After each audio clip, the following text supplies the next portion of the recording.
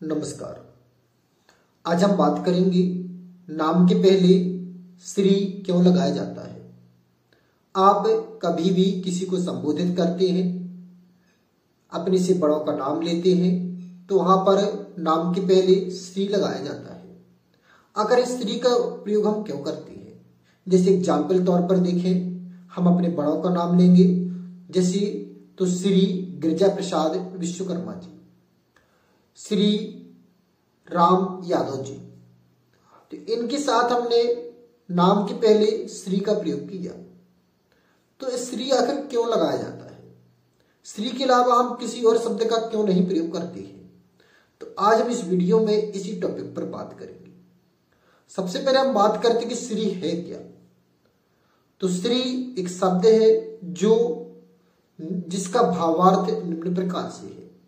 श्री का पहला अर्थ होता है, श्री का तात्पर्य है मां लक्ष्मी, श्री का तात्पर्य है सम्मान, श्री का तात्पर्य है वैभव, श्री का तात्पर्य समृद्धि, श्री का तात्पर्य है ऐश्वर्य। यह श्री का सामान्य अर्थ था। साथ ही साथ धन की देवी मां लक्ष्मी का भी एक उपनाम श्री है।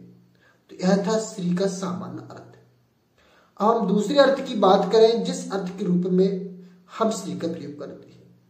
तो श्री का जो दूसरा अर्थ होता है वह सम्मान सूचक शब्द है। शिष्टाचार के लिए हम श्री का प्रयोग करते हैं।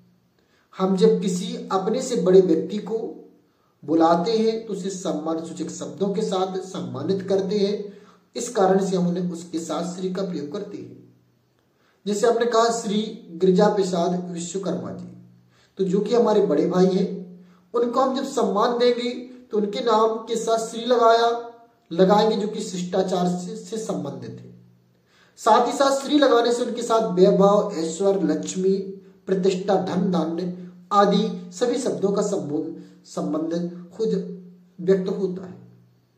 तो सबसे महत्वपूर्ण कारण है श्री लगाने का कि श्री एक शिष्टाचार सूचक शब्द है जो सम्मान के लिए प्रयोग किया जाता है। तो श्री बच्चों के साथ क्यों नहीं लगाया जाता, तो हम पहले भी बता चुके हैं कि श्री सम्मान सूचक शब्द है जो अपने से बड़ों के लिए दिया जाता है। छोटे बच्चों के लिए हम स्नेह व्यक्त करते हैं।